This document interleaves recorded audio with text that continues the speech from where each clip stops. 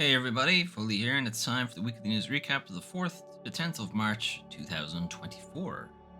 So, we'll get into it. Today, or not today, this week, there was a Xbox partner preview showcase, which is essentially where Xbox shows off a bunch of trailers for some third-party games coming to the console at some stage this year or maybe later in the year. First up, we have Unknown 9 Awakening. This has been sort of rumored for a while. No, don't cast it. Go to YouTube. This is one has been rumored to be in development for a while. This is Namco Bandai. They're moving into a new IP. This is them trying to do the Assassin's Creed thing, basically. So Unknown 9 Awakening. You play this character. I don't think she has a name yet, or well, presumably she has a name, but they haven't told us. And she has some kind of ghost powers or telekinesis or something like that. And she also can possess people and use their abilities against them. And then it also has the kind of Assassin's Creed stealth parkour element to it as well. You could have something pretty decent here, especially if they stick to like the old style Assassin's Creed and not go into the new style of Assassin's Creed, which is just bloated and weighed down with too many mechanics. If they keep this kind of simple, I think it could work out well. I don't know how I feel about this kind of melee attacks that aren't melee attacks, because she's doing them from range. Don't know how I feel about that. But this kind of controlling other characters and using their abilities and stuff seems interesting. And doing it from stealth and that kind of thing. Don't believe there's a release date or anything like that for summer at some point now. Summer of this year, rather. I believe it's not going to be Xbox exclusive. So you're just going to see like coming to Xbox or whatever, Xbox Game Pass and all of that kind of stuff because this is Xbox's showcase, but can kind of take it tacitly. The Bandai Namco are a third-party publisher. They're going to be on basically every platform they can get their hands on. Sleight of Hand. Sleight of Hand this is an entirely CG trailer, so we don't really have any idea of what the gameplay would be. But the gist of it is you are playing a witch, a card-carrying witch, who is, I think it's set in the 30s or the 40s or something like that, so it's, noir style stuff. Your character has access to a bunch of these cards. These cards have different abilities, like that one is like Featherfall, effectively. There's one there that she's just dropped as a trap card, and so on. Again, how these play into gameplay, we don't know. Is this a tactical game? Is this a first-person game? Is this a real-time thing? Is it turn-based? Are the cards themselves random, or do you build up a deck as the game plays out, and that kind of thing? So, yeah, we don't know, basically. It's an interesting premise. I mean, normally when you do witches and stuff like that, it's usually, medieval fantasy kind of things. Going into more of a noir thing is interesting. It might have something interesting. Third-person stealth sim. What they're going for. Okay, I did not see that part when I watched this trailer previously. But again, that still doesn't tell you. Stealth sim. Do they mean immersive sim or do they mean something else? I guess we'll find out. Wish list now. No release date or anything like that. The altars. The altars we've seen before. This is allegedly a gameplay trailer, but honestly, it doesn't really show off a ton of gameplay. The gist of the altars is, have you ever seen the Sam Rockwell movie Moon? If you have, then you know what this game's about. If you haven't, go watch it. It's a good film. The altars, you get sent to this planet to undertake sort of scientific research and stuff like that. You are supposed to be part of a group of people who are sent here, but something goes wrong. You're the only one who survives. And in order to maintain this space station, this big ring thing, it requires more people than just you. So in order to do that, you clone yourself a bunch of times. But the clones are a little different. They're like some changes, and the way the game puts it is that they're you if you had made a different decision in your life. So one of them is like, did you go to college or not? One who goes to college comes back as a doctor. A regular character, I guess, dropped out. Did you stay with the love of your life? Did you not? Did you stay in your hometown? Did you not? And that kind of stuff. And the characters will change. So the gist of the game is base management. Then there's a bit of social management because your clones don't exactly get along with each other all the time. Um, and then the other thing to keep in mind is that this planet really, really wants to kill you. So you are trying to stay in the dark side of the planet, because if you end up in the light side of the planet, you will be melted. So you are trying to keep the base running and operational, and then trying to keep it out of the sunlight. So you'll have to move it every now and then. That will require resources and making sure everybody's on the same page and that kind of thing. So yeah, it's kind of more of a management sim than any kind of action thing. But you did see like there's a good few times where you're sent out onto the surface of the planet to do, I don't know, reconnaissance or resource gathering or something like that. So there's enough kind of variance in the gameplay. See how exactly it plays out. The characters don't seem to be random. They seem to be very specific clones. You know, you're not being given like random attributes or anything like that. It seems like there is a stock of so many of them, and they have their own distinct stories and stuff like that. So it isn't like crafted. You're not going to have just completely random clones. Doesn't look like you're going to have any female clones either, by the looks of things. Anyway, it's gonna smell like balls in that place. Right, moving on. Creatures of Ava. Creatures of Ava is going to be a creature collection thing, so Pokemon. But the kind of gist of this is that it's not really about forcing the creatures to fight for your amusement. It's more like taking a conservation approach to it. So you're like befriending them and helping their environment and stuff like that. Roblox does a Chucky crossover. The Sinking City 2, this is again an entirely CG trailer, so we don't really have any idea of what the gameplay will be. It's kind of a surprise. I was never really expecting a Sinking City sequel, and that's going to be difficult to say. There's a lot of sibilance in that. This appears to be a completely standalone affair, so it's not. It's like it's taking some motifs from the first game, but it's not really following the story of that character. Mostly because if you played that game, and we did play it on the channel, LP is over on the VODs, youtube.com/Doom5, check it out. Yeah, there's no way this is equal to that game, at least not with that character. Also not clear, is it Cthulhu based? Don't know. The creature that's at the very end of the trailer suggests it's a different character. It also seems like this would be focused mostly on this guy's story rather than a story that he happens to be involved in. But yeah, it's still cosmic horror stuff. There's still Jacob's Ladder thing. Really never got past Jacob's Ladder with horror stuff, did they? Show the big monster. There's the big monster. Like, that's not Cthulhu. Yeah. Anyway. Again, no release date or anything like that. I think it's just wish list. It's not even this year. Next year, at some point. Final Fantasy XIV Online is coming to Xbox, and at that point it will be on everything except the Switch later this month. Surprise launch, Stalker Legends of the Zone trilogy is effectively the first 3 Stalker games. We'll talk about that later in the new releases. Monster Jam Showdown is kind of what you might expect from the picture. It's monster trucks, destruction derby, off-road racing kind of thing.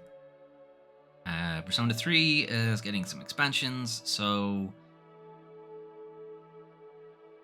the original Persona 3 did have an expansion thing called The Answer or something like that, and it wasn't included in Persona 3 Reload, and people were like, why was it not included? And the reason given at the time was because they just wanted to get the game out and they didn't think they'd have time to implement all of it and what have you.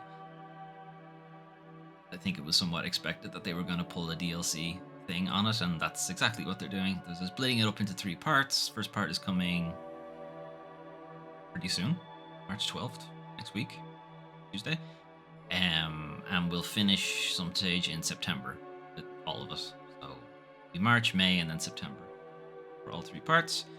The first Berserker Kazan is, I believe, a League of Legends thing.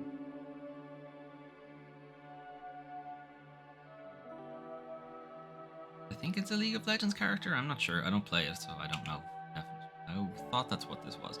Anyway, this appears to be Sekiro, but Conan the Barbarian. Seems to be what the game's going for. It's heavy parry-based stuff. You're a berserker. You might as well be a barbarian. They effectively are the same thing.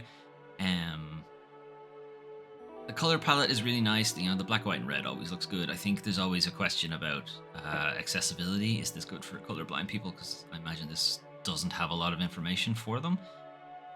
I don't know. But we won't know. But you can see the Sekiro stuff here. You can see this sort of red symbol that appears across the character when they're about to be hit by a strong attack. You'll see later when they're doing a lot of boss fights, see that symbol. That's a get ready to parry or something, or get ready to get out of the way, something like that, which is pretty heavy in the Sekiro game. Boss fights, I think they're later on. You have this like centralized camera, the heavy parry, focus, the devastating enemies and so on, attacks. It's got a lot of souls there, but mostly Sekiro, and almost entirely because all the parrying.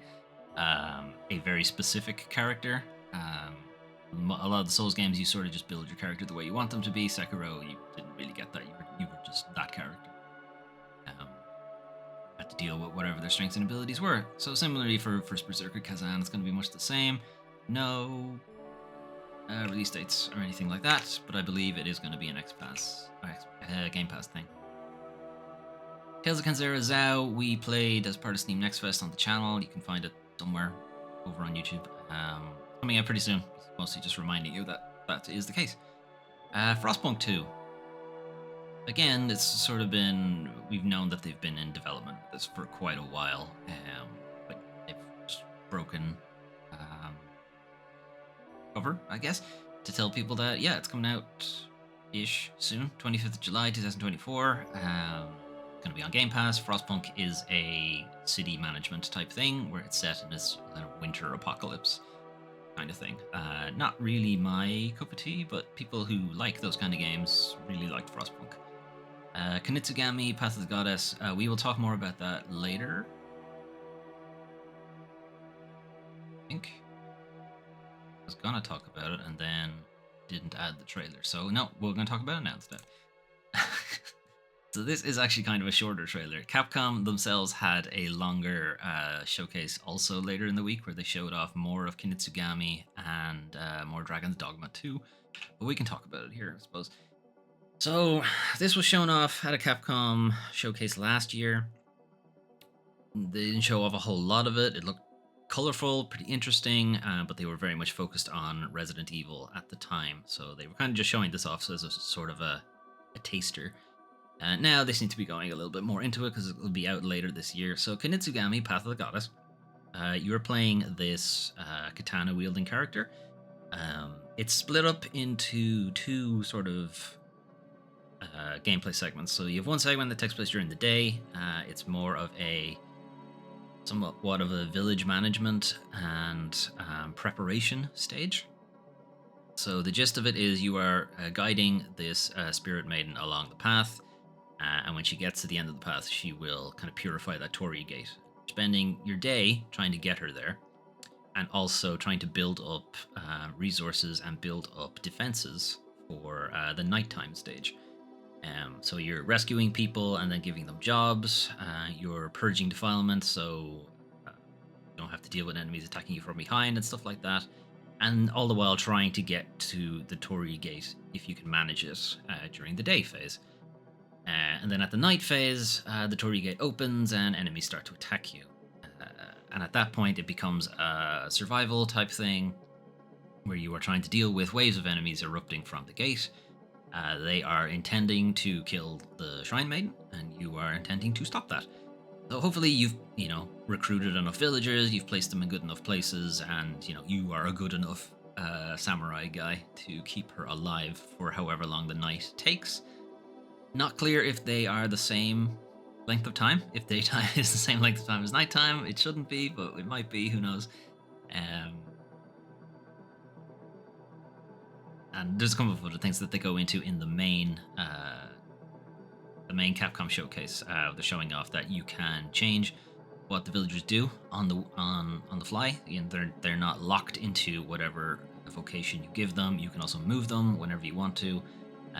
Your character has obviously considerably more abilities. And there's other things like you're gradually working your way up the mountain and stuff like that. Yeah, it's kind of interesting. I don't particularly enjoy time-sensitive games. They're a little too stressful, and I find them a little frustrating because it means I'm having to skip gameplay, and I don't like doing that. So, I guess it will depend just how lengthy or how much time you're given in the daytime and stuff like that, or if there's accessibility things where you can literally just say, "Okay, I'm ready. I'm ready for the night stage now." Click button. Debatable. I think it would take a lot out of the game.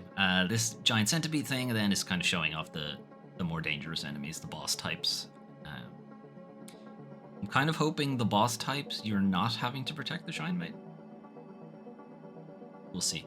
Anyway, this is out later this year. I would say some stage September or whatever. Capcom are obviously focused on Dragon's Dogma 2 right now, where they're going to go into a little bit more about Kunitsugami. Anyway, outside of that, there were some other updates. Ghost of Tsushima Director's Cut is coming to PC. So it's going to be the Director's Cut version, which means the expansion pass and all of the additional changes, the multiplayer mode, and so on will all be coming there. There's a bunch of PC-specific additions, the ultra-wide support, the variable frame rate, that kind of thing. All that stuff that they tell you is really good about PC, and then like only 2 people on the planet can actually make it work. Anyway, anyone who has this crazy expensive PC at this point. Yes, it's going to look really good. Even though it looked really good already, it's going to look better, I guess. I don't think there's a release date yet, but it will be pretty soon. Legends co-op multiplayer thing where you just sort of jump into dungeons with your friends if you feel like it. Or if you have friends, I guess. May 16th. So yeah, soon enough. That's the latest PlayStation exclusive to make its way over to PC. I think they're running out of exclusives now. God of War Ragnarok, I think, is the last one. Or is that already on PC? Don't know. I don't think it is. Anyway, moving on. Speaking of Dragon's Dogma, Dragon's Dogma 2, as part of the Capcom showcase, they have released a character creation and storage tool available for free in the run-up to the game coming out. So if you want, you can make your character now and your primary pawn, which is effectively your support character. The way Dragon's Dogma works is you have your main character, the Arisen, the one you'll be playing for the entire game, and then you have a pawn character, which is your support. But then additionally to that, you can then take on 2 extra pawns that are meant to come from the community. You kind of dive into the community catalog, if you like, to pick out 2 other pawns to accompany you, and any experience they gain as the game goes through, they take it back to their player, and then their player can benefit from it. That's the way it's meant to work. You are going to find an ungodly amount of scantily clad women in that pawn. If it's anything like the first game, that's all you're going to find. Everyone is naked and doesn't wear any armor. Anyway, it's gonna happen. Anyway, you can right now download this character creation tool and make your own one if you like. I did.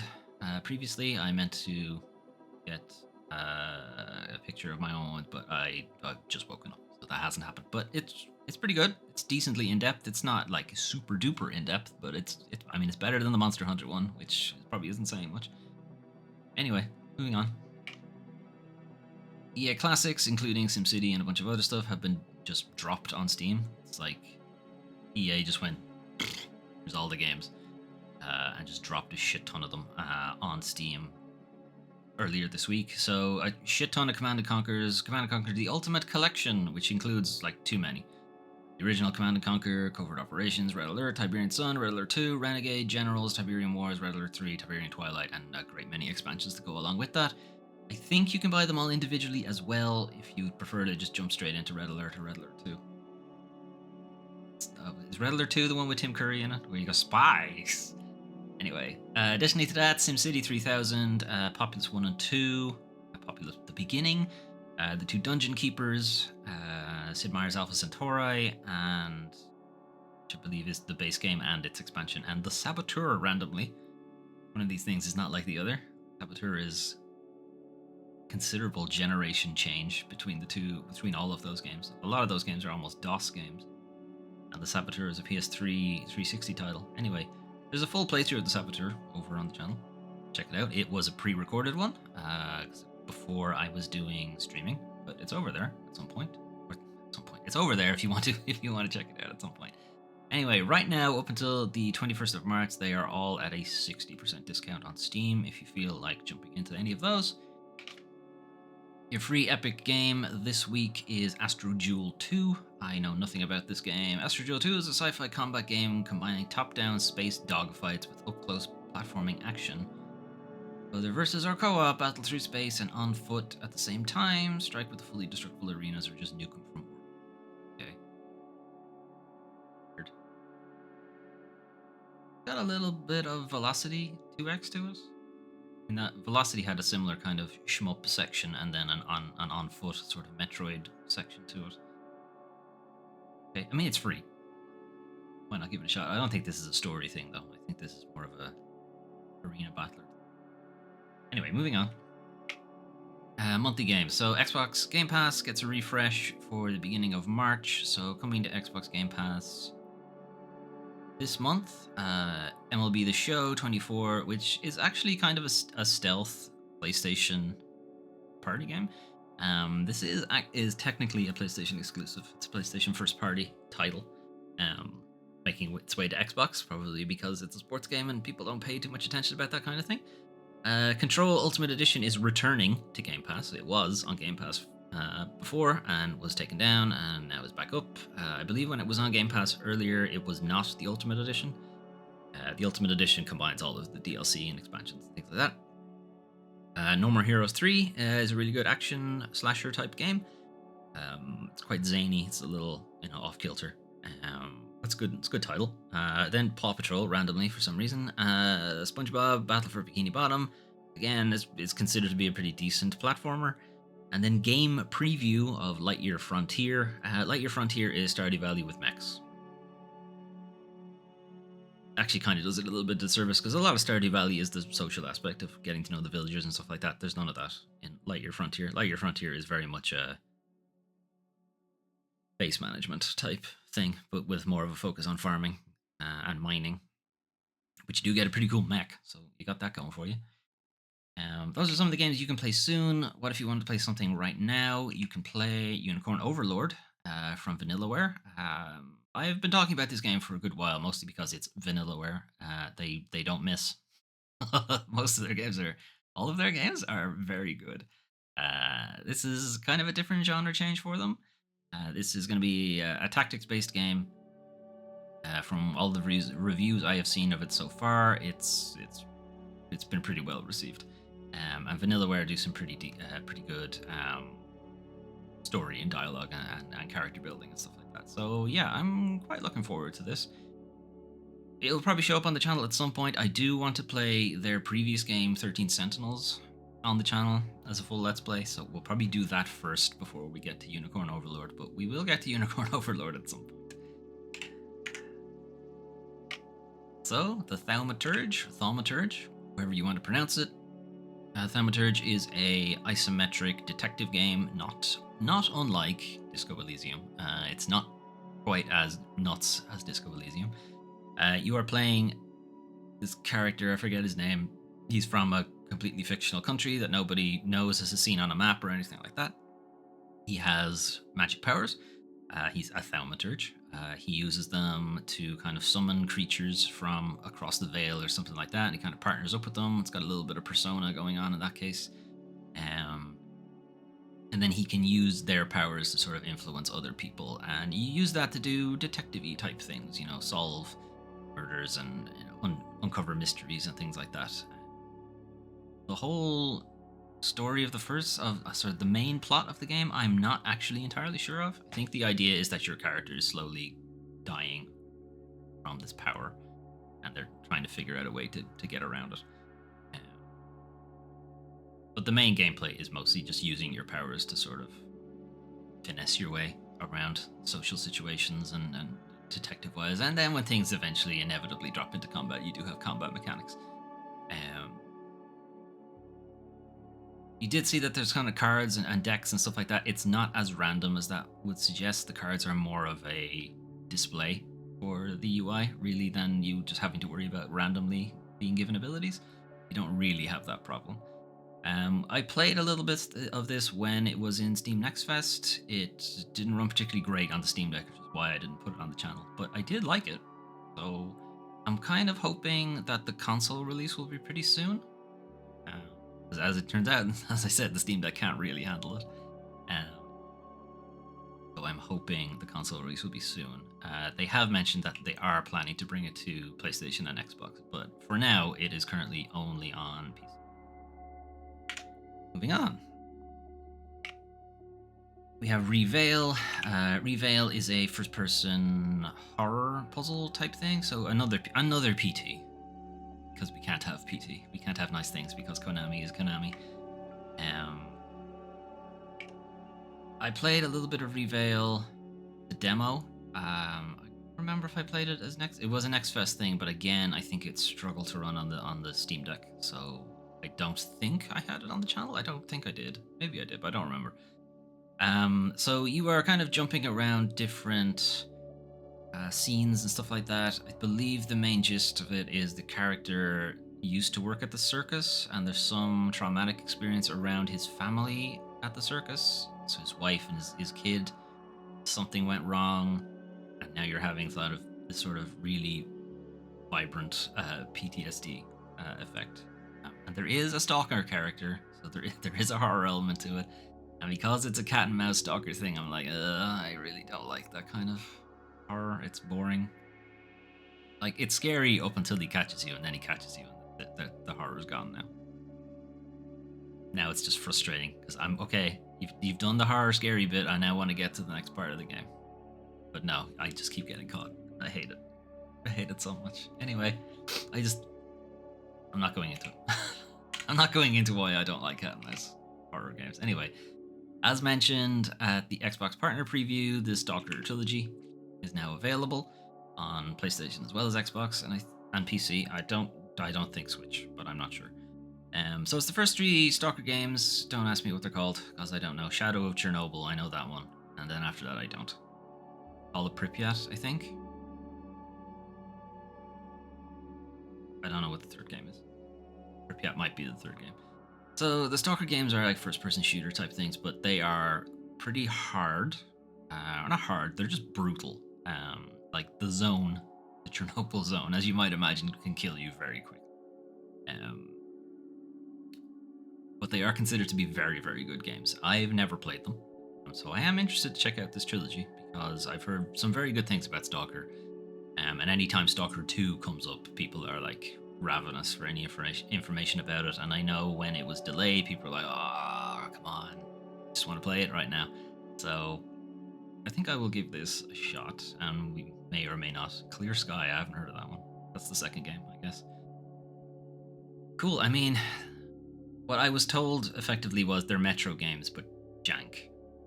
Metro games are already kind of jank, so even jankier than that. That's fine. I don't mind jank. If anything, I prefer it. What was the Call of Pripyat? Okay, so I got 2 of them right. Clear Sky I had never heard of. Anyway, they're available now for like €40 or something, unless you got them immediately when the showcase happened, because they were briefly. You could get the trilogy for like 15. Not anymore. They fixed that. Anyway, fortunately, it is now time to talk about the worst part of video games, video game industry. So, Warner Brothers' push for predictable returns carries a real risk. This is Games Industry Biz is Brandon Sinclair, managing editor. This is more of an editorial piece or opinion piece kind of thing, but it's sort of going into Warner Brothers' news this week, where it was saying that they're deciding to just go all in on live service stuff because they feel it has more predictable revenue, despite being disappointed by Suicide Squad, which is a live service game. They're going all in on live service game. Yeah, it's pretty stupid. Anyway, Warner Bros. Discovery's gaming division had a pretty great year in 2023, thanks in large part to Hogwarts Legacy And then they were like, "Oh, we didn't make as much money as we did last year because Suicide Squad." But what they're not taking obviously into account is that they had a particularly good year because of Hogwarts. Anyway, naturally, this wasn't enough. It never is because capitalism. Anyway, what a rotten fate it is to have been unusually successful one year. How terrible for them. So Suicide Squad on its, written down should have been the slam dunk for them. It's by Rocksteady. They're just fleshing out more of the DC universe. This should have been they're bringing in the Justice League and so on. This should have been a no-brainer for them, but they fucked it up. And kind of the suspects that are pointed out by most people are you had like the Hall of Fame lineup of the Justice League, but you didn't get to play as any of them. You played as, at best, B-list. You had Harley Quinn, Deadshot, and then I would say a bunch of nobody knew. Unless you're like deep in the DC lore, I don't think you knew who Captain Boomerang or King Shark were. And those are the characters they went with. Not Superman, not Wonder Woman, not The Flash, none of those. No, you're gonna fight them instead. Oh, okay, good, great, thanks. But obviously the most obvious culprit is the fact that they decided to not stick with the Arkham framework formula. They decided to go with the just it's a shooter live service thing. Great, cool. Some people might look at Suicide Squad's poor showing and decide that the way forward would be more games following the formula of notable Warner Brothers hits like Hogwarts Legacy that did a lot of, made them a lot of money last year. I don't particularly like the whole Harry Potter thing, but fine, whatever, it made them a lot of money. The Batman Arkham games, weirdly well received. It was why Suicide Squad was initially, people were hyped for it.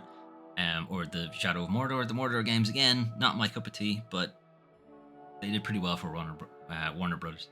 Like, those are the games that have done really well for them, and instead of keeping going with that, they decided, nah, live service shit. Anyway, some people would see that, that you should maybe not go in the live service thing and maybe focus on those ones instead, but no, not Warner Brothers. One of his comments suggests that Suicide Squad struggles were not due to all of those bad decisions about a game that people just fundamentally did not want, but due to the just volatility of the AAA blockbuster business. Read the room, guys. Read the room. Suicide Squad's problems were pretty clear from the moment they showed people what the game actually was. The issue was not that the AAA industry is volatile, it's that people did not want that game. Whether people want live services or not is debatable. I would agree, or argue rather, that there's fatigue in the community about live service stuff right now. There's too many of them, and the ones that have been established for years at this point they've never been dethroned or supplanted. Nothing that's come out since Fortnite has made Fortnite money. They've very much cemented themselves there. And even with that, they don't get as many players as they used to. So, and who would really jump into Fortnite now? We could have so much to catch up on. The meta would be so out of whack anyway. There's a pretty funny quote here. It's like, yes, Captain Boomerang and his signature weapon, a shotgun.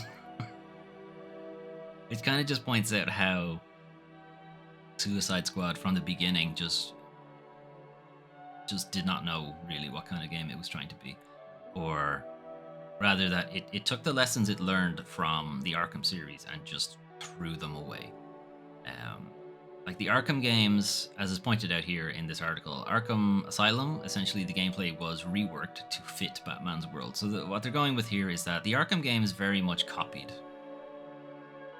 a bunch of games that were already out there.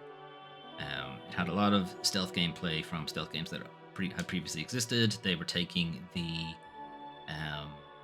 audio tapes as story thing that was going around at the time. You just find audio logs and they'll flesh out the story and the characters for you without having to actually go into cutscenes or whatever. That was a big thing at the time, and where things wouldn't work for them for Batman, because after that, a lot of games would have relied on guns. Obviously, Batman does not use guns. So the things they would have had to rely on then was the melee system for Batman, the Arkham combat stuff, which was then stolen by a bunch of other games. And the thing that was stolen by practically every game after that was Batman's detective vision. Because he's a detective and he needs to be able to do that kind of stuff. It was to have the gameplay fit with Batman. Batman has these strengths. He doesn't use guns. He is a detective, and so on. So the gameplay needs to revolve around that kind of stuff. And with Suicide Squad, they took the characters and said, no, the gameplay is going to be shooting. It's going to be a shooter, looter, live service thing. So all of our characters, regardless of what they do, actually are just going to use guns. Harley Quinn known for using guns? No. Does she? Yes. But is she known for using them? Not really. At best, she's known for that baseball bat, maybe. Or Big Malice if you go further back in her character. Deadshot, yeah, fine. Deadshot makes sense. He very much is all into guns. But Captain Boomerang, as the guy pointed out, is certainly not known for his guns, and neither is King Shark. Like, King Shark's whole deal is that he's a big dude with a shark head. He's all, if anything, he'd have been a big muscly wrestling type guy. Anyway, no, they had already decided we are going to make a gun-based shooter, looter thing.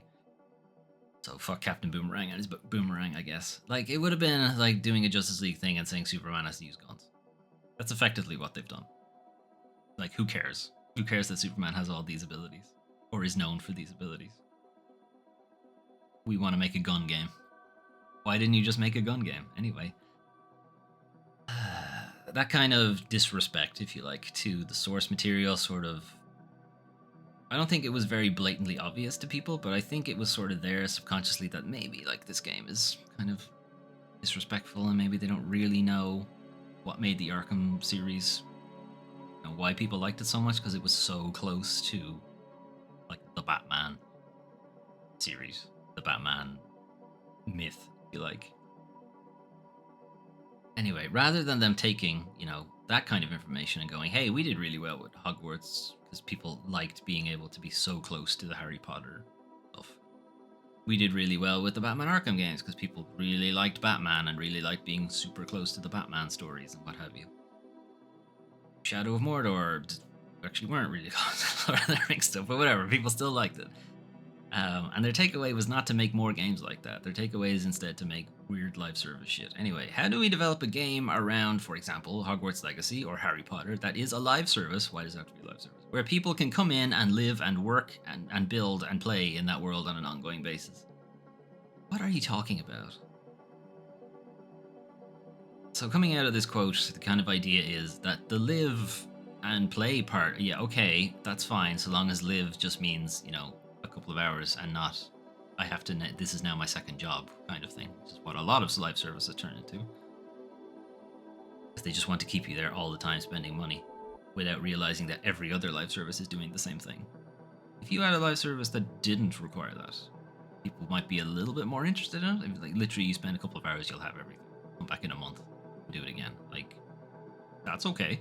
Not one where I literally have to log in every day to get like 1% progress towards this new coat or something. Anyway, but then what's the build and work shit coming from? Well, that is mostly people looking at, this is executives looking at Roblox and the user exploitation model of just getting your users to make all of the content instead of paying people to do it. This is the executive dream of having the user base not only make the content, but pay you for the privilege of playing it, which is effectively Roblox. And to some extent, Fall Guys is sort of doing it as well. As you can see, they start rotating in user-created levels. The question of, are they actually still paying their level designers and so on? It gets gross after a while. Obviously, they're not paying their users to make those levels. Are they getting like royalties every time the level is used in rotation? No. But also, Fall Guys is free to play, so I don't know. Whatever this ostensible Hogwarts live service thing probably would not be free to play. There's more. They go into this kind of idea of them, you know, building off our technology and what have you with VR and Vision Pro and the virtual world, and that's again them just throwing it back to the metaverse, which again never became a thing. It was just a big tech hype that didn't go anywhere because they never gave anyone a reason to bother with it. They're attempting to recreate the 2021 metaverse hype bubble. Again, they're just looking at the money aspect of things and not looking at do people even want this? They're coming at it from the wrong angle. basically. And obviously they are, because capitalism has rotted their brain. But they're coming at it from the angle of, we want lots of money. And then sort of reverse engineering their way to, how can we get lots of money? And not, how can we make something people like that will have the result of giving us lots of money? You know? Because it's the weird way to come at it. Warner Brothers' vision is not about enabling fans to inhabit their favorite fictional world so much as it is about the financialization of every single moment they draw a breath. And then, with Warner Brothers wanting to pivot to live service things, we can talk about Multiverses. Because Multiverses was an attempt at a live service thing. It was even a pretty well received one. In August 2022, it opened into a beta. Multiverses, if you don't remember, is a Smash Bros. Clone, but it's all Warner Brothers properties. So Batman, Scooby-Doo, the Looney Tunes, LeBron James for some reason. Why Mordor wasn't added to it anyway. Game of Thrones, I think, was in there as well, or something like that. Lord of the Rings was never added, was it? No, I think Legolas was in it. Anyway, it was all Warner Brothers property.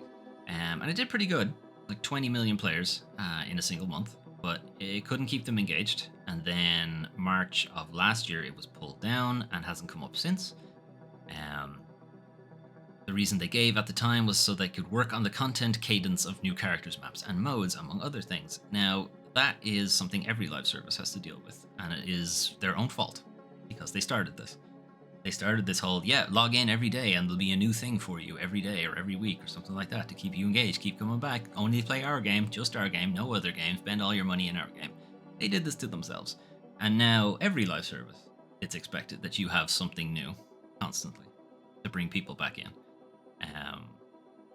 I would argue they're taking a better approach by leaving a big gap, but what they shouldn't have done is taken the game down. Anyway, it looked like Warner Brothers had a potential live service hit on its hands, but it wasn't prepared to feed the audience's endless hunger for new content after launch. That does not speak well of Warner Brothers management's ability to excel with live service titles. And we've seen this sort of play out now in Suicide Squad, where there have been no real updates. It's been, like a month, 2 months now since the game came out. They're only getting to their first content thing with the Joker, and even that is the end of this month. And there haven't really even been that many good performance changes. There's still really bad matchmaking and so on going on in Suicide Squad. Again, this is more what I'm hearing from the community rather than playing it. I had no interest in playing the game, and I will not have any interest in playing the game. Anyway, the issue here is that Warner Brothers isn't looking at their own success, of their own previous verifiable, reproducible success. They're instead looking at other people's success and trying to emulate it. Like, they're looking at Fortnite and seeing all of the engagement they're getting, all the cross-brand promotion, all of the hype that everybody's playing it. They seem to be forgetting that it's free to play, but okay. Then they're looking at the mobile industry, where Candy Crush has just been crushing everybody for decades at this point, and not realizing that that is an incredibly basic game that anybody could make. Anybody could make that. Like, anybody can make a match 3 game. It's not hard. Like, it's one of the first things they teach you how to make in video game tutorials and stuff. This isn't difficult. Then they jumped on the MMO train, the hype train. When World of Warcraft came out, everybody wanted to make an MMO. Warner Brothers tried the same thing. They had a Lord of the Rings game. They had a Marvel one for a while. They weren't able to, again, sustain it. They had a Matrix Online one that ran for like 3 months. It was ridiculous. They just took it down almost immediately. And then they gave the DC MMO over to Sony, which became DC Universe Online, and they put the people who were making the Matrix Online, they put them onto the Mordor games, and they ended up getting a 2014 Game of the Year award winner. It's almost like your developers have a very specific set of skills. But they make good to decent single player games. Never minding Shadow of War that had disgusting loot box shit in it. The game was okay. Then they also acquired Turbine to do Dungeons & Dragons Online, Lord of the Rings Online, but it didn't really go anywhere. Even with 2 viable and ongoing free-to-play live service titles of its own, Warner Bros. Was more interested in the trend of MOBAs, so then they pivoted to MOBAs to make Infinite Crisis. Again, did not do well. It lasted, 2 weeks or something. Something was really small. It lasted only 2 months before they shut it down. Infinite Crisis was a MOBA with PC characters. should have been a no-brainer. As pointed out here in this article, we don't necessarily need to pick on Warner Brothers for this. Every publisher does this. They all chase trends, and they chase it too late. By the time Fortnite had come out, Fortnite itself flopped when it launched initially, because it flopped as a Minecraft clone. I think a lot of people forget where the name for the game came from. It's meant to be split up into fort and night. Build a fort during the day to deal with an onslaught of enemies at night. That was the gist of Fortnite. In the Minecraft sense, where there are more enemies and mobs at nighttime, they come around and blow up your shit and you get really pissed off about it.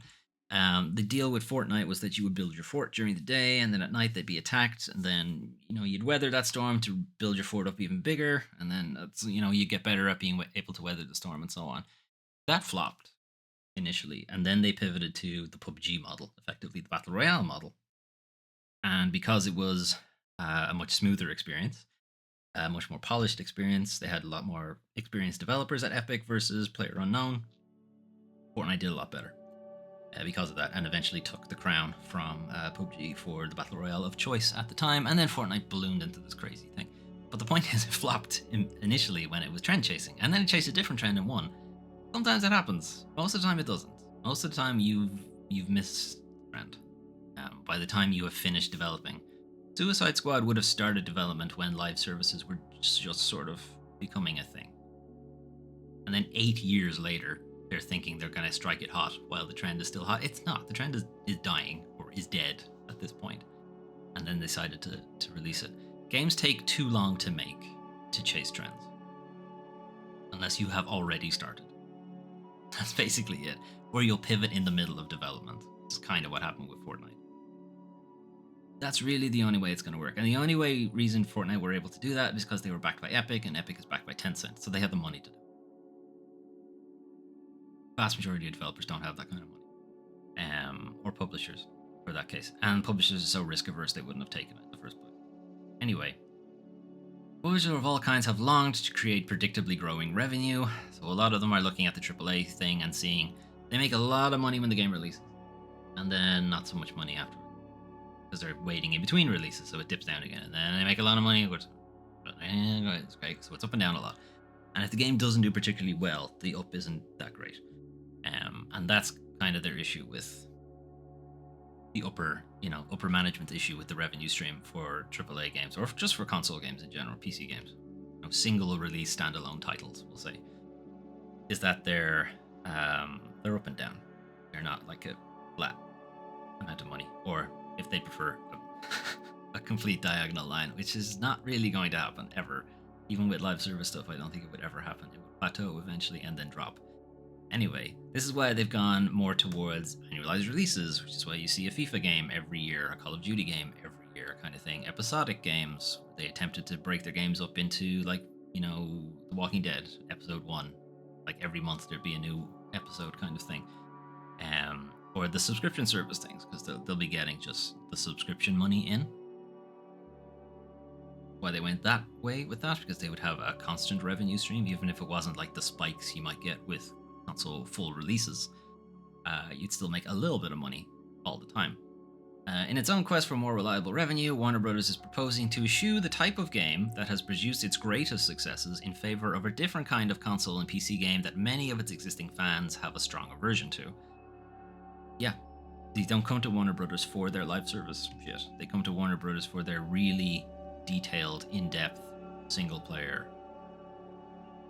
respectful to the source material games.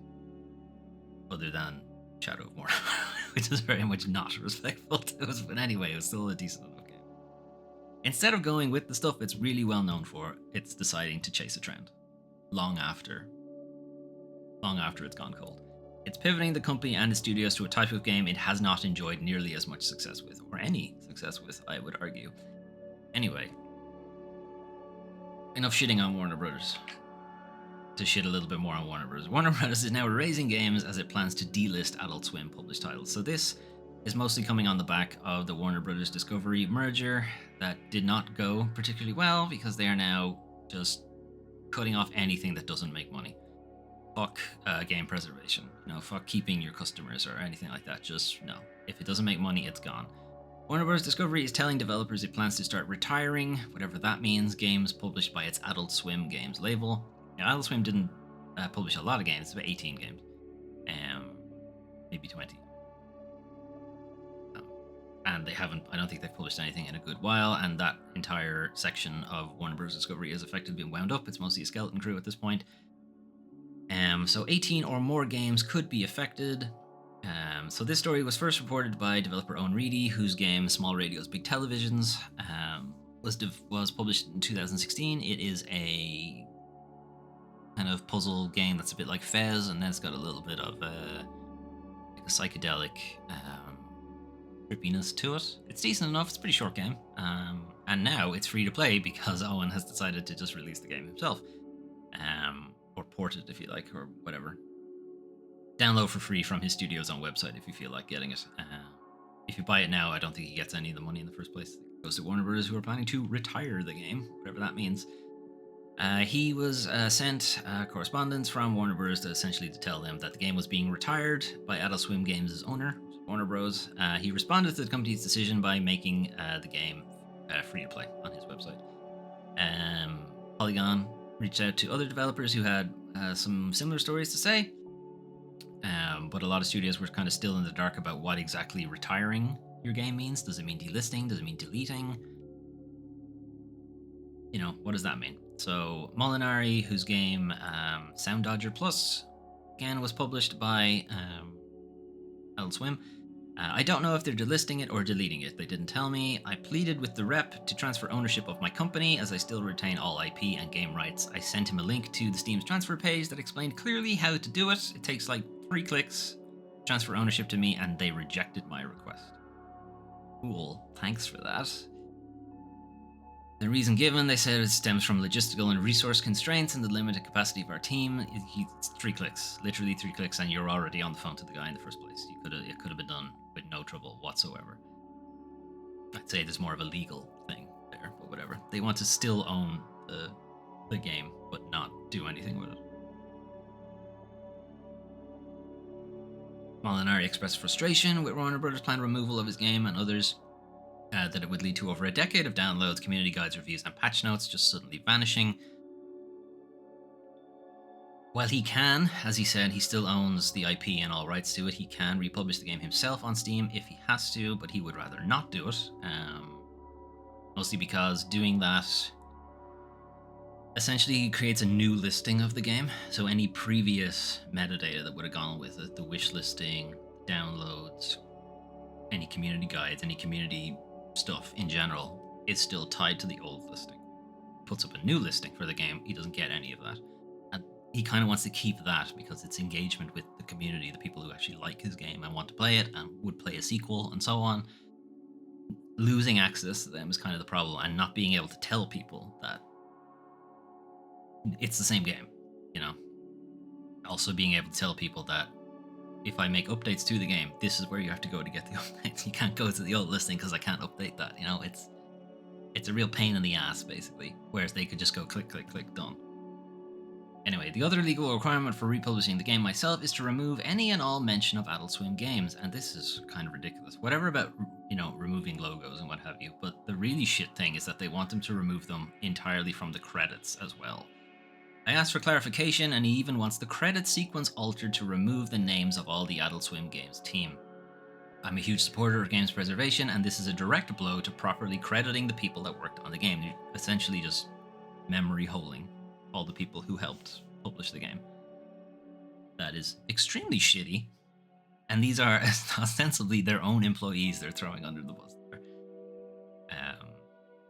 Again, this is a different developer whose game Fist Puncher was mostly coming up under the same issue, and they said that we cannot transfer the game. We made the decision not to transfer ownership due to the logistical and resource constraints, so they got the same song and dance. The original team that helped us get Fist Puncher on Steam was passionate about elevating interesting and unique games from small studios, and it's kind of shitty to see them being treated this way. I hate to see any game get lost to corporate red tape, which is effectively what's going to happen to a lot of these games. Going back to the Sound Dodger guy, he's basically saying that thank God I fucking self-published Sound Dodger 2, so I don't have to put up with this shit for that game. But again, he's gonna have to put up with that shit for his original game. Thanks, Warner Brothers. All right, we'll stop shitting on Warner Brothers instead. We'll shit on Nintendo instead. Nintendo emulator settles civil dispute, must pay millions. So this is mostly just what happened with the emulator story from last week. If you recall, Nintendo sued Yuzu, which is a Switch emulator for PC, mobile, a bunch of other stuff.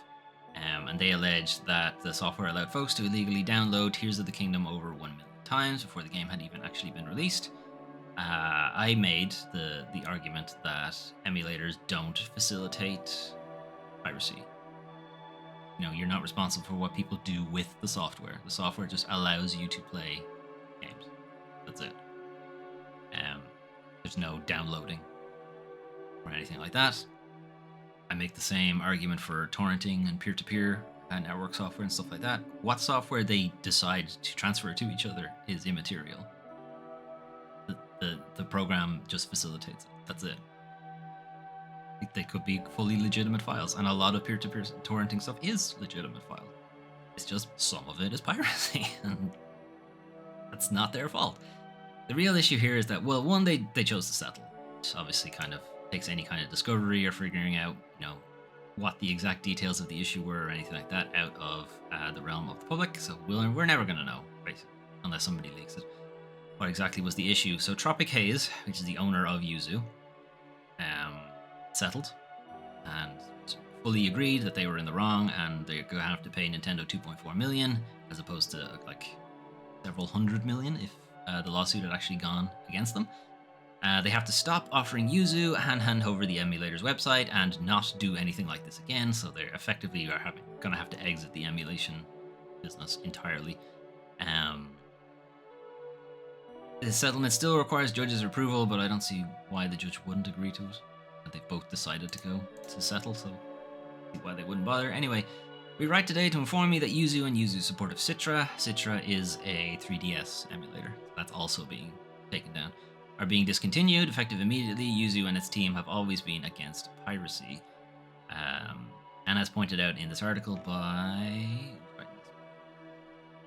Levi Winslow, this is a huge blow to game emulation, particularly as digital storefronts like Nintendo's 3DS and Wii U eShops are closed and you cannot access their games anymore. Classic games become harder to find and become incredibly expensive. And not only that, we are in a position where those games are only going to become rarer because they're not printing new ones. So any of the ones out there are either being locked up in private collections or are deteriorating, point that they will be unplayable. How can games be more accessible to folks as we enter an increasingly digitized future where games are no longer printed on physical discs? And even the old games are not still being printed. They're not even still being sold. Whatever ones that were going to be sold have been sold at this point. So what happened with this emulator, we don't really know. Emulation software in and of itself is not illegal. Much to the chagrin of big like publisher and IP rights owners, it's not illegal. There's a legitimate use for emulation. If you already own the game, you own the game. What you decide to play it on is nobody else's business. If you decide to play your PlayStation game on a DVD player that won't be able to play it, they can't stop you. You can do it. It won't work, but you can do it. They can't stop you doing that. And hey, if you actually find something that actually will run on that isn't a PlayStation, again, they also cannot stop you. But whatever, that's not going to stop them trying. The issue here is, and it's more of a rumor kind of thing because we're never really going to know. The rumor was that Yuzu and Citra Patreon people were disseminating Switch ISOs before the games had been released. They were getting the cartridge from probably a shop, maybe someone works at the GameStop or something like that, then ripping the ISO out and then distributing it well before the game had even been released. So it wasn't necessarily the software that was disseminating it, but the website, the Patreon, the community around it. And not even everybody. I wouldn't say everybody was doing it either. But the fact is, it was facilitated in a kind of official Yuzu Discord thing. I would imagine there's probably some Nintendo reps in the Discord and saw it happening and be like, Well, there's a big payday here for us. So yeah, settling. I could see why they settled. They were definitely going to lose that, if that's true. Again, I don't know. That is the rumor. Anyway, sticking with Nintendo, Nintendo says to wait for Princess Peach Showtime's credits to find out which developer made it. Why? So this is it's such a weird story, but it's also kind of talking to how a lot of publishers and a lot of sort of monolith names like Nintendo, like PlayStation, Disney, whoever, they don't really want you to know who made the thing. They don't really want to put a human face on it. They want you to just associate it with the brand. Because then the people have less power. If you're instead associating with a particular creative person, for instance, Hideo Kojima, you know it's one of his games, and then you can just follow him rather than following the brand. You know, if you know a director you really like, it doesn't matter what publishing house it was with. If you like, I don't know, Spielberg films, or what have you, Villeneuve films, whoever, Christopher Nolan films, you know, if he decides to go with a different publisher, you'll follow him. You won't necessarily just stick with Warner Brothers or Disney or whoever it is. They don't want that. They want you to associate this with the brand. It's why a lot of brands like either animated mascot characters or characters that have their face covered. Like, so for Star Wars, for instance, Darth Vader is used in a lot of marketing. C-3PO or R2-D2 and so on are used because there's no person associated with them. You don't associate a person. You know the voice of C-3PO, you know the voice James Earl Jones, Darth Vader, but you don't associate the person, so they can use the image of Darth Vader's armor, if you like, in marketing, not have to pay the guy, you know, that kind of thing. It's the same kind of just abstracting the person from the creative thing. Gives the brand more control and gives the person less control. Because now they can't say, hey, look how, you know, valuable I am. That people know me as a brand and they know to look for my name. That's something they can, you know, leverage to get better pay and so on. Why would they want that? Anyway, I have a feeling that's what the way Nintendo want to go with it. They just want to be seen as Nintendo game. They don't want it to be seen as Monolith Software's Nintendo games, which is what the Tears of the Kingdom, Breath of the Wild, Xenoblade Chronicles, that was them. It's a Nintendo game, not necessarily developed by Nintendo first party. Anyway, Nintendo hasn't announced which of its many development studios or partners is making Princess Peach Showtime, and even when they were asked, point blank, who's the developer, they instead opted to say the development team will be credited in the game credits. Why wouldn't you just say who it is? It's such a weird... Like, it does give me that horrible corporate vibe that they just don't want you to know who the creative people are, so that they can't use that to give those employees like more power. Anyway, data mining of the demo points to that it is probably Goodfeel, who are the developers behind Kirby's Epic Yarn and Yoshi's Crafted World. So it's believed that they're the developers, but again, Nintendo has not themselves come out to actually say who it is. Nintendo itself could not confirm when asked. Could not confirm. Could not suggest they don't know. They absolutely could confirm, they just chose not to. It's such a weird... It's just a weird, gross feeling that they wouldn't want to say, yeah, it was this team, didn't they do such a great job? We're so happy to be partnered with them again for another really good game. Kirby's Epic Yarn, Yoshi's Crafted World, and now Princess Peach Showtime. Why wouldn't they say that unless they had some ulterior motive? Anyway, speaking of ulterior motives, Deviation Games has been shut down. They didn't even get to actually make a game. Thanks for all those ads, Gematsu. But wait, I hate that when you cancel those ads, they still keep this big block. Anyway, Los Angeles-based developer Deviation Games has closed down, the studio has announced. So this was established in 2020 by former Call of Duty vets, Dave Anthony, Jason Blundell. In 2021, they announced that they were partnering with Sony to make a groundbreaking AAA original intellectual property. But then in September 2023, I don't know why it's 2019, that's a typo. But in 2023, Blundell announced that he had left the studio and was now working for Sony directly.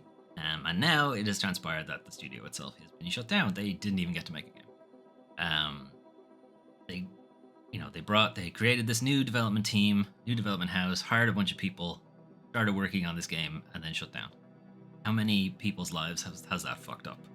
It is with a heavy heart that we announce the closure of Deviation Games.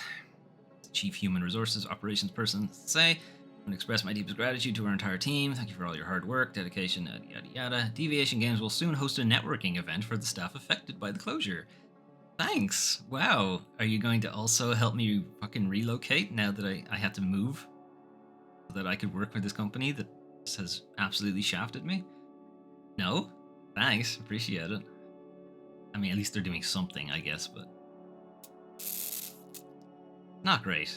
And again, why did Sony partner with them if they were just... It seems like they could have acquired them. And to be honest, I thought they had acquired them. But it looks like instead they just poached They poached the head of the snake, effectively, and then killed off the studio, which is pretty shit. Pretty shit. Anyway. 600 more Activision QA workers are unionized. This kind of makes like the biggest union now for video game workers, and it's all QA because anybody needs a union. It's QA that definitely do. Anyway, Microsoft has voluntarily recognized, which is pretty good, Union for Workers Activision Central Quality Assurance. Approximately 600 employees across California, Texas, and Minnesota will be represented. This now makes the largest group of union-represented workers at any U.S. gaming company. Of course, it's under Activision. Anyway, quality. What was the reason for them joining and for creating this union and so on? Quality assurance roles are described as a way to get your foot in the door in the video game industry, but the truth is, at best, we get the internal job posting before the public do. There's no real career advancement and so on, and pay has stagnated, etc. And plus, you have to work for Activision. They're shitheads. So that's pretty good. And also, this is the first union formed under Microsoft's ownership of Activision, and they voluntarily recognized it. So that's, they're at least playing nice for now, even though they did fire like 2,000 people last year. So maybe they're not playing they're not playing too nice. But at least it's some good news. Continuing with some more good news, Capcom is increasing its starting salary in Japan by more than 25%. It had actually already increased its salary by like 30% last year, so that's another increase on top of it. With this increase in starting salary, Capcom is pursuing further investment in human capital. I hate that term so much. Human capital and the acquisition of exceptional talent. I mean, Capcom are knocking it out of the park right now, so they absolutely have the money to do it, and they should be using that money to reinvest in the people who made them knock it out of the park. Additionally to that, there'll be a one-time special payment to all current staff, as well as anyone who joins in the 2024 year. This is an investment in the people who support the future of the company. Good. This is where the money should be going to. Existing salaries will also be raised by an average of more than 5%, which, I mean, yes, it's going up, but also inflation is higher than that.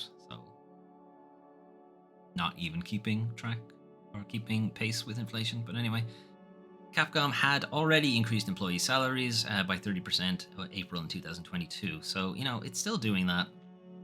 And it's one of the few studios that is actually still,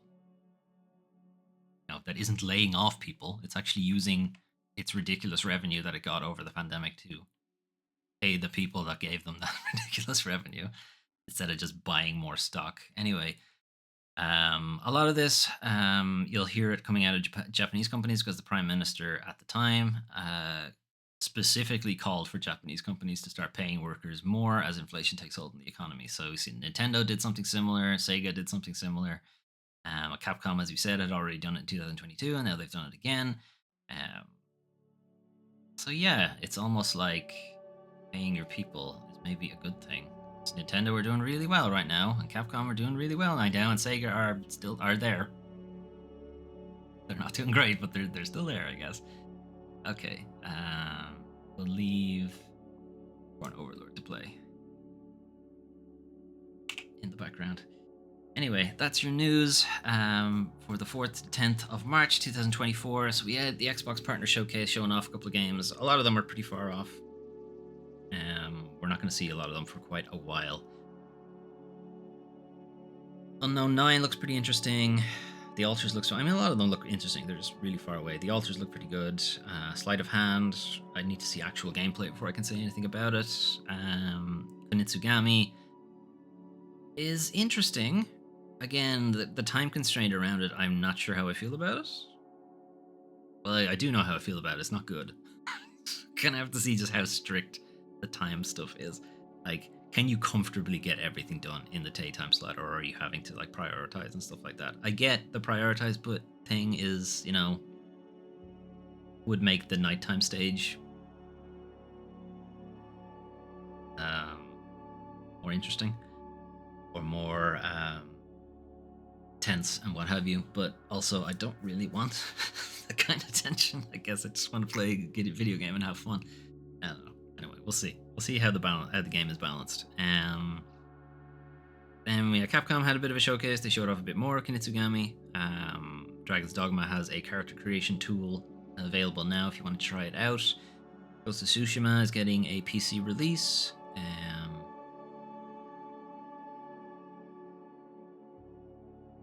Other things that I can't remember. Xbox Game Pass for March, Control, and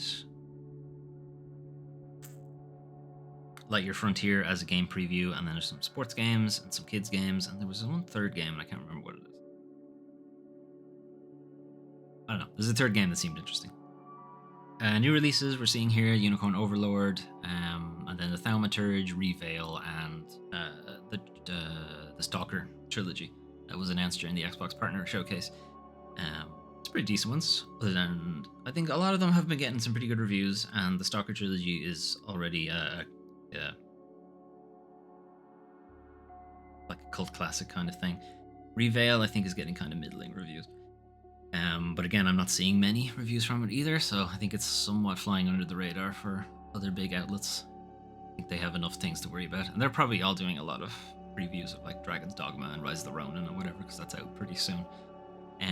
Industry bullshit. Warner Brothers are just being Warner Brothers, being modern Warner Brothers. Like, they weren't particularly great anyway before the Discovery merger. They were one of the worst for just cosmetics and DLCs and skins and shit like that, and asking you to pay ridiculous money. Like, how many skins did Batman have for Arkham Knight? Like 100, and they were all like $5 or something ridiculous. And then there was the horrible, the loot box shit from Shadow of War. That was really bad. Ridiculous Grindfest was the end of that game. Anyway, they're deciding to, you remember all those games that we actually made a lot of money and you guys really liked? We're not making them anymore. We're going to make the games that you guys don't like. We're going to make those ones instead. That's going to make us money. Okay, good luck with that. Nintendo obviously settled their lawsuit with Yuzu, so it went in Nintendo's favor. They're also just not telling people who's developing Princess Showtime, whatever the fuck it's called, Princess Peach Showtime. Why? I can't think of a good reason why they wouldn't do it. I can only think of bad reasons. I don't know. I guess they just don't want to get roped into that story, and they just want people to play the game or whatever, but also it's doing a disservice to the developer themselves. They should be celebrated for it. They should be hyped up for it, no? This is a game you're marketing that's going to be good and fun. Be able to say that, and it's because of this developer that they made it good and fun. Again, I think it's more that Nintendo just want the game associated with Nintendo as the brand and not with a particular developer. Anyway,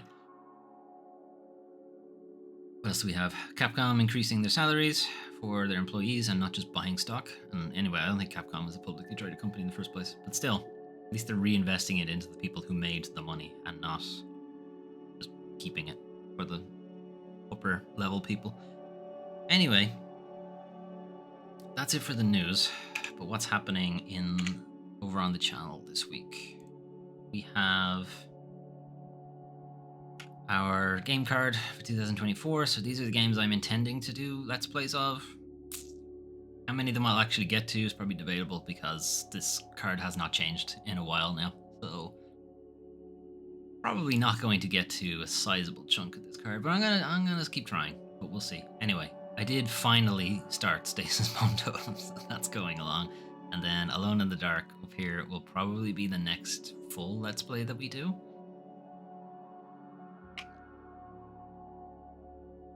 So this week we played Cocoon as part of my Fully Plays Games a Bit series, which is our, early impressions kind of thing, where we play the first opening of the game.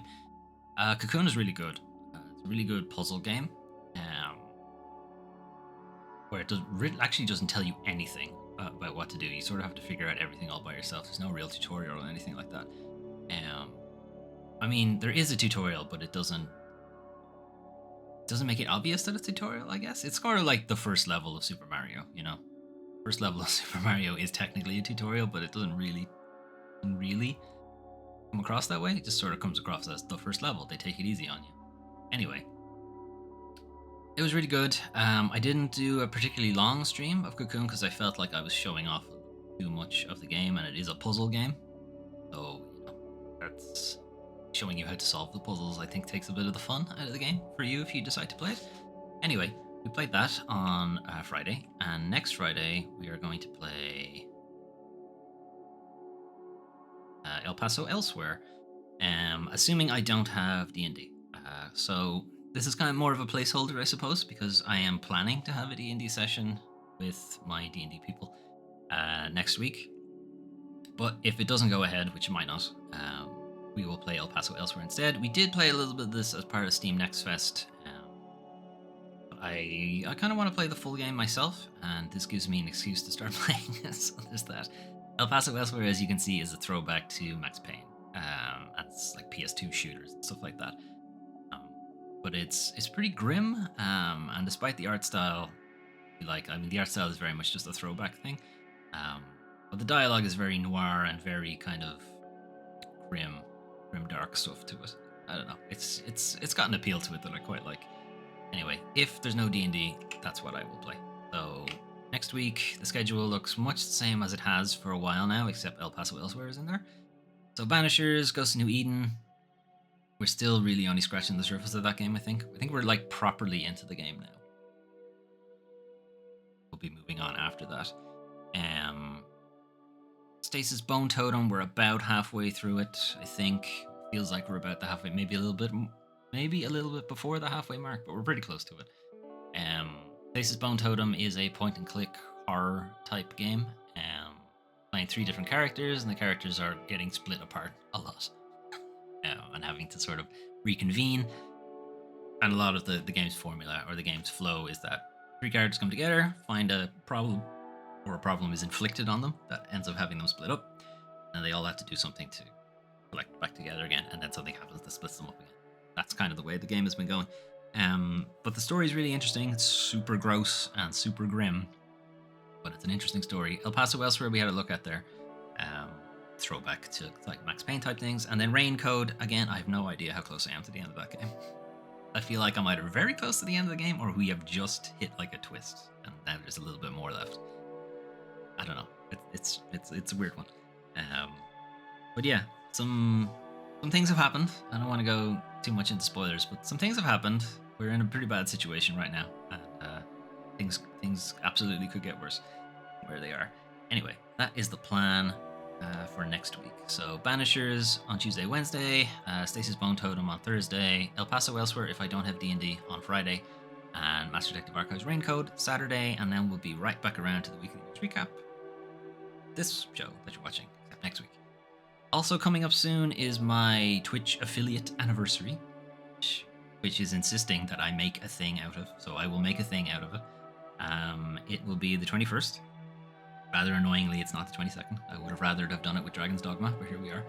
I am going to play Alone in the Dark for a really long time. Basically, that's what I'm going to do with my affiliate anniversary. Alone in the Dark comes out the day before. It comes out on the 20th. I'm planning on doing a full Let's Play of that anyway. I'm hoping one of these games will be finished by then. That would be great. I have a little too much going on right now. But yeah, we'll be playing that for a good while. Like, I'll do a really long stream, 6 hours or something. And that's what we'll do for that affiliate anniversary. And I might have to take the day off on the Friday because Dragon's Dogma and Rise of the Ronin and a bunch of other things come out. And also, I'm imagining I'm going to be pretty tired. stream's going to stretch into the midnight.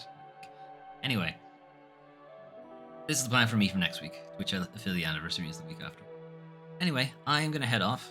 Have a good rest of your day, and hopefully I will see you on Tuesday for Banishers. Bye-bye.